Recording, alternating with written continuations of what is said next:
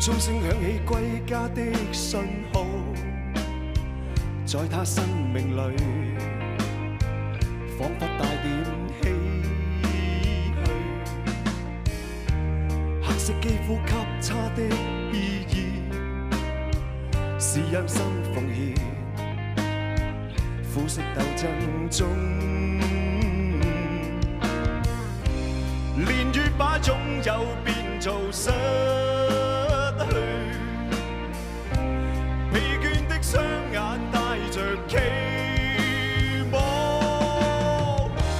今天只有殘留的軀殼，迎接光輝歲月，風雨中抱緊自由，一生經過彷徨的掙扎，自信可改變未來，問誰又能做到？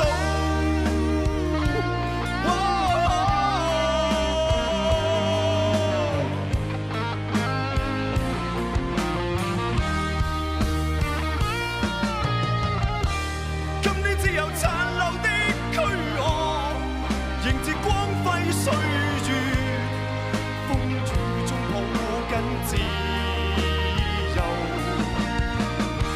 一生經過彷徨的掙扎，自信可改變未來，問誰又能做到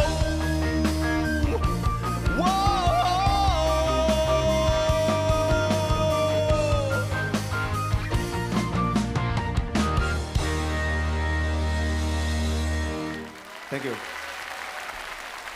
Hello， 劉可，做咩？你個胃冇事啊嘛？有少少胃酸，冇食早餐。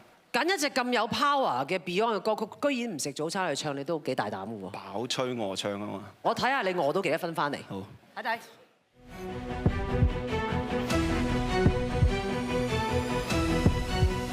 哦，84分。咁又幾餓嘅喎，肥媽。我中意佢嗰個自己好有自己個人嘅風格去表現呢樣嘢，又唔係 Beyond 咁樣嗰個風格出嚟，我就好滿意。嗱，你今日咧好明顯咧，我唔知你係咪特登去搣甩啲嘢？係咪少咗好多啊？係啊，但係感覺你唔識唱歌啦已經。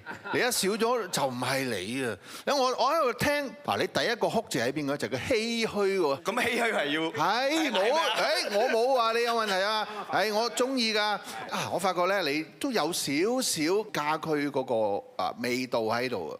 雖然批評過你話你嘅哭腔係太嚴重，但係佢好聽話啦。今日特別喺 verse 嘅部分咧，佢已經盡量咧就係將一啲哭腔咧係減少。確實係㗎。如果你光輝歲月第一句已經哭喪咁樣唱咧，我係覺得哇咩光輝歲月啊大佬，唏噓嗰兩個字，咁你咪可以發揮你嘅哭腔咯。加油 Amanda， 呢隻歌你揀錯咗。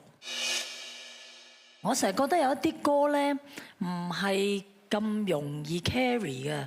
即係尤其是啲咁大氣嘅歌，即係好似話以為可以好爆啊咁，但係咧呢隻歌真係 Beyond 珠玉在前咧，你參賽用呢隻歌，你一定要唱得更好啊！你可以避開危險區㗎啦，你。Thank you。